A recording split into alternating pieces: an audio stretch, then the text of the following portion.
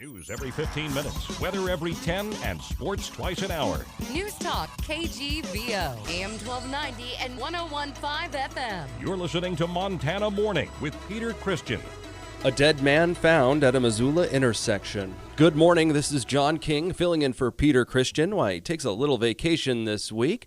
Your newscast is brought to you by Kootenai Creek Village, the maintenance-free active adult community in Stevensville, offering the best of Western Montana living. Give them a call, 777-5387.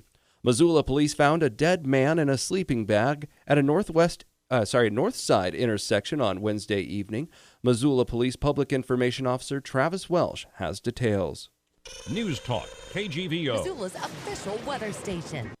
Just before 7 p.m., officers were called to the report of a male who was unresponsive located at the intersection of West Pine and Scott Street. The officers arrived, tried to wake the man, calling out his name or calling out to him, shaking him, etc., and it was determined that he was, in fact, deceased. The man has been identified as 45-year-old Mark Hunt, but the cause of death is still in question. We know who he was at this point, but we don't know exactly the cause of death. There was no signs of any physical trauma or anything that would indicate to us at this point that foul play was involved, but we are continuing to investigate. At this point, it appears that he had settled for the night, had found a location where he rolled out his sleeping bag, and for all intents and purposes, it looks this morning like he fell asleep and didn't wake up. Anyone with information or details about Hunt's death are asked to call the Missoula Police Department. A coroner's report is expected soon. Montana Superintendent of Schools and U.S. Congress candidate Denise Juneau will serve as the main speaker at the North Dakota Democratic Convention banquet in Bismarck. The banquet is slated for 7 p.m. April 2nd at the Bismarck Events Center. Juneau is a member of the North Dakota one of the three affiliated tribes. She's also a former teacher on the Fort Berthold Indian Reservation in North Dakota. Juneau is considered a rising star within Montana's Democratic Party. She is the first Native American to hold statewide office in Montana and the first openly lesbian candidate to seek Montana's congressional seat. The University of Montana is beginning its interview process for the position of Vice President for Enrollment and Student Affairs. The position is especially vital since UM has been caught in a trend of declining enrollment recently.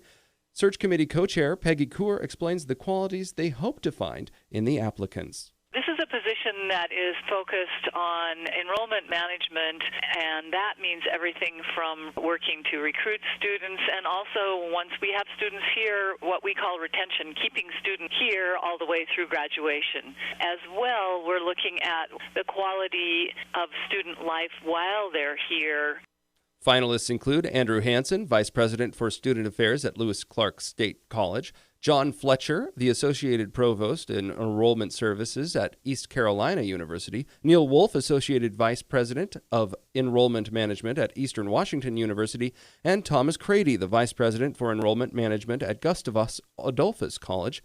Kerr explained how the hiring process will go. We will be putting each of these candidates through 2 full days of interviews and meetings, so it will be a good opportunity for them to meet the university in Missoula and for us to meet them in person. We always have an open forum for the campus where people can come. We'll also have one intended for UM students, so we are really reaching out to our student population for this position. All interested parties are welcome to attend public forums with the candidates. Each will give brief remarks, and then there will be a question and answer period. The forums begin on March 21st between 4 and 5 p.m. Then on the 24th, 28th, and 30th, there will be following hearings. A 22-year-old woman was killed in a weather-related crash near Columbia Falls. Montana Highway Patrol Trooper Laramie Stefani says that the woman was northbound on Secondary Highway 206 at about 7:30 a.m. Thursday when her car went off the right side of the road. The patrol says she overcorrected back onto the road and then into the path of oncoming traffic. A pickup truck struck the passenger side of the woman's car. The victim was extricated from her car and was pronounced dead on arrival at Kalispell Regional Medical Center. Stefani says 2 people in the pickup truck suffered minor injuries. The victim's name and hometown have not been released. Faculty, students, and researchers from around the world will gather to participate in the 14th Annual Central and Southwest Asia Conference at the University of Montana next week. Director of UM's Central and Southwest Asian Studies Center, Mirdad Kia, says the program has grown a lot through the years. This started as a small conference, And it was a conference that brought maybe several hundred students, members of the Missoula community. But in time, this has grown by leaps and bounds. It is now a very well-known and a highly respected national and international conference.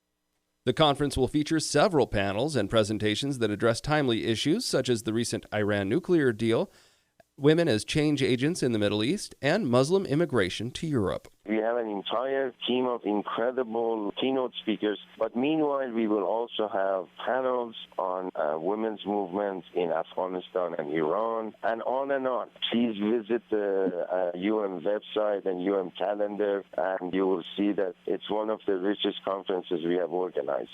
U.S. Senator John Tester is one of the speakers this year. He'll deliver a keynote on foreign policy. The event begins on noon Wednesday. KGVO listeners will have the special privilege of hearing many of the guests on Talkback Live. The attorney for a Montana teacher sentenced to 10 years in prison in a notorious student rape case says her client's appeal is frivolous. That's an unusual move that could end the long-running matter. Assistant Appellate Defender Eileen Larkin on Thursday asked the state Supreme Court to let her drop the case of Stacey Dean Rambold. The request comes almost a decade after the Billings senior high school teacher raped a 14-year-old student who later committed suicide. Rambold initially was sentenced to just a month in prison, drawing public outrage and prompting the censure of a judge who suggested the victim shared blame for the rape. Supreme Court Clerk Ed Smith says Rambold likely would get a chance to respond before the court could dismiss the case. A Bozeman legislator accused of taking illegal corporate contributions is calling his pending trial a lynching and says the state's regulator who instigated the search is out to destroy his political future. Republican Representative Art Whittick has filed an appeal to the state Supreme Court that would put on hold his March 28th civil trial if it's accepted. Commissioner of Political Practices Jonathan Modell says the case is ready for trial. Whittick said Thursday Modell is in a big hurry to have a lynching and that Whittick is entitled to invoke the rules of justice by appealing to the high court.